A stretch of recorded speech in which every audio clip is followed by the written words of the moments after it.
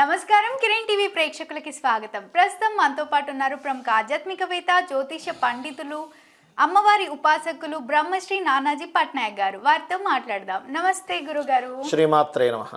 గురుగారు, అఖండ 2 ట్రైలర్ అయితే మనం చూసేసాం. అందరికి గూస్ బంప్స్ వచ్చేసాయి.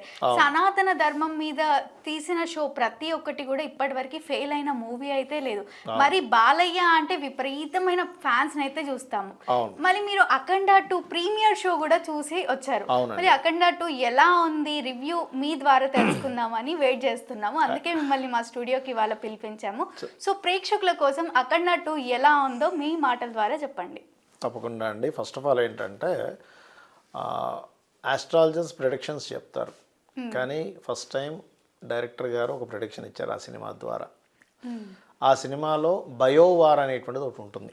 ఆ మూవీ కాన్సెప్టే బయోవార్ జరిగి, అంటే బయోవార్ అంటే ఒక వైరస్ని ప్రవేశపెట్టి తద్వారా భారతదేశ మూలాలను దెబ్బకొట్టాలి అనేటువంటిది కాన్సెప్ట్ మూవీ. మనం దేని మీద ఎక్కువ ఆధారపడి ఉంటాం? ప్రతి వ్యక్తి కూడా ఉదయం లేచినప్పటి నుంచి అతని జీవితంలో పుట్టినప్పటి నుంచి కూడా చనిపోయే వరకు కూడా ప్రతిదీ దైవంతో సంబంధంగా ఉంటుంది. ఆ దైవంతో ఉన్నటువంటి సంబంధాన్ని ఎప్పుడైతే తెగగొడతామో భారతదేశం యొక్క మూలాలని మనం క్లియర్ చేయొచ్చు అనేటువంటి concept is villain point of view. అయితే దాని నుంచి ఇప్పుడు చిన్న ఎగ్జాంపుల్, ఇప్పుడు మీరు ఉన్నారు, రోజు ఏదో ఒక దేవతను ఆరాధన చేస్తూ ఉంటారు. ఆ దేవతను అడగడం వల్ల మీకు ప్రతి పని అవుతూ ఉంటుంది. కానీ జీవితంలో ఎప్పుడు అసలు ఇలాంటి సంఘటన నా లైఫ్లో జరుగుతుందా, నేను ఏదో మంచి కోసం వెళ్తే ఇలా జరిగింది అన్నప్పుడు మీ మీ యొక్క ఆలోచన విధానం ఎలా ఉంటుంది? చేంజ్ అయిపోతుంది. అసలు ఆ దేవుడు లేడేమో అనిపించడం జరుగుతుంది. అలాంటి సంఘటన ఒకటి జరుగుతుంది ఆ సినిమా జరిగి, తద్వారా మనుషులందరికీ దేవత మీద, దేవుడి మీద కనుక విరక్తి కలిగితే అప్పుడు మనం ఈ భారతదేశాన్ని మరింత ఇదిగా చేయొచ్చు అనేటువంటి ఒక స్కెచ్ వేసి చేస్తారు. అలాంటిది జరగనుంది ఫ్యూచర్లో. ఖచ్చితంగా మీరు రాసి పెట్టుకోండి కావాలంటే. అలాంటిది ఖచ్చితంగా జరగనుంది రియల్ లైఫ్లో కూడా. ఎందుకంటే ఇప్పుడు ఉండేటువంటి గ్రహస్థితులు ఏవైతే ఉన్నాయో, శని మీనంలో, అంటే జీవులకు కారకుడైనటువంటి, జీవరాశులకు కారకుడైనటువంటి గురురాశులు శని ఆక్యుపై చేస్తున్నాడు. ఆ శని యొక్క రాశుల్లో మాయా వైరస్ కారకుడైన రాహు ఉన్నాడు.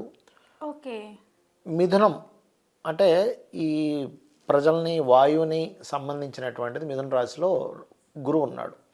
సో ఈ కాంబినేషన్స్ ఉన్నప్పుడు ముండైన ఆస్ట్రాలజీ ఏం చెప్తుందంటే, వాయు సంబంధంగా వచ్చేటువంటివి, అంటే పొల్యూషన్ కావచ్చు, వాయువులో వచ్చేటువంటి వైరస్లు కావచ్చు, జలము వాయువు కలిసి వచ్చినటువంటి వైరస్లు కావచ్చు, ఇటువంటివి ఎవరో కావాలని ప్లానెడ్గా, ఇప్పుడు వైరస్ న్యాచురల్గా పుట్టడం వేరు, కావాలని శత్రుదేశాలు చేసేటువంటిది వేరు.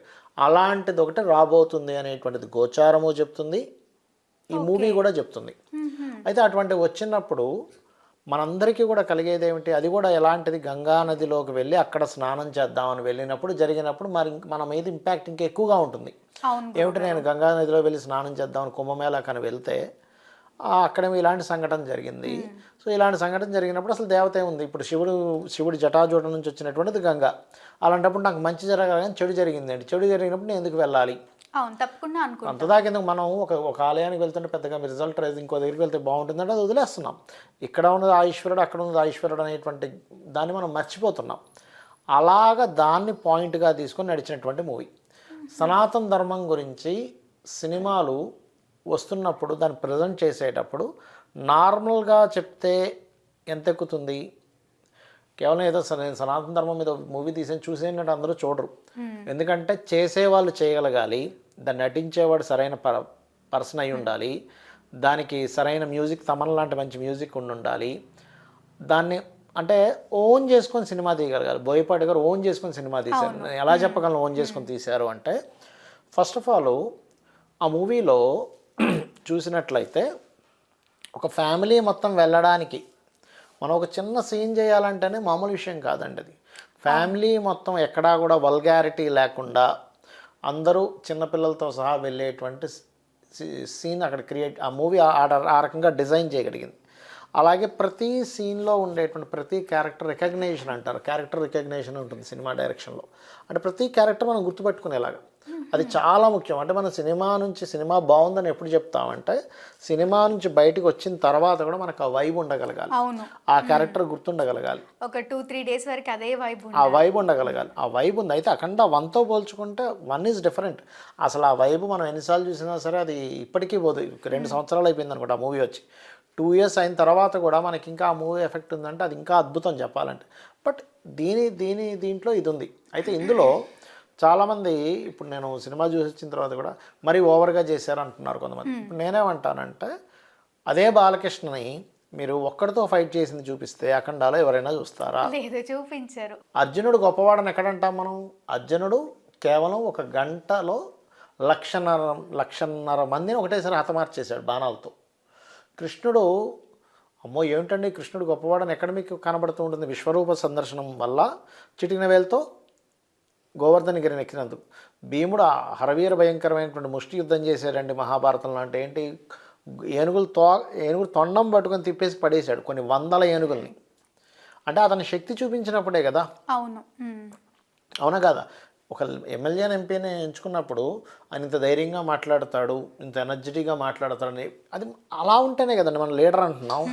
మరి అలాంటప్పుడు ఒక అఘోరాగా ఉన్నటువంటి ఒక వ్యక్తి శివుని యొక్క తన శక్తిని తీసుకొని ఉన్నప్పుడు 10 మందిని ఏంటి 12 మందిని ఏంటి ఎత్తడానికి. అవునా కదా? ఆ పాయింట్ ఆఫ్ వ్యూలో ఆలోచించాలి. కానీ ఇక్కడ ఏంటంటే ఒక నార్మల్ వ్యక్తి అలా చేస్తుంటే మనం యాక్సెప్టబుల్ కాదు. కానీ ఒక వ్యక్తి ఒంటికాలు మీద కొన్ని రోజుల పాటు కొన్ని సంవత్సరాల పాటు తపస్సు చేసి ఆ శివుని యొక్క అనుగ్రహాన్ని పొందినటువంటి ఆ యొక్క క్యారెక్టర్ ఏదైతే ఉందో ఆ క్యారెక్టర్ ఆ రకంగా ఎప్పుడైతే ప్రవర్తిస్తుందో వీఆర్ యాక్సెప్టబుల్ దట్. ఎందుకంటే మనకి రామాయణ మహాభారత పురాణాల్లో ఇది ఉంది చెప్పాలంటే. అదేవిధంగా ఆ సినిమాలో మరొక విషయాన్ని చెప్తాడు. ఏంటంటే ఆదిపినిశెట్టి ఒక హోమం చేసి ఒక మొత్తం ముండములు అంటే ఆ యొక్క స్కల్స్ అన్ని పెట్టుకొని ఒక 2 వ్యక్తులు వచ్చి మాకు ప్రత్యర్థి ఉన్నాడు ఇలాగా అపోజిషన్ పార్టీలో ఒక వ్యక్తిని వేసేయాలంటే ఇక్కడి నుంచే మంత్రం చేసి ఆ వ్యక్తిని వేసేస్తాడు అక్కడ. అంటే అదేంటి అవన్నీ కూడా కొన్ని దుష్టశక్తి సంబంధించినటువంటి కొన్ని సాధనలు ఉన్నాయి.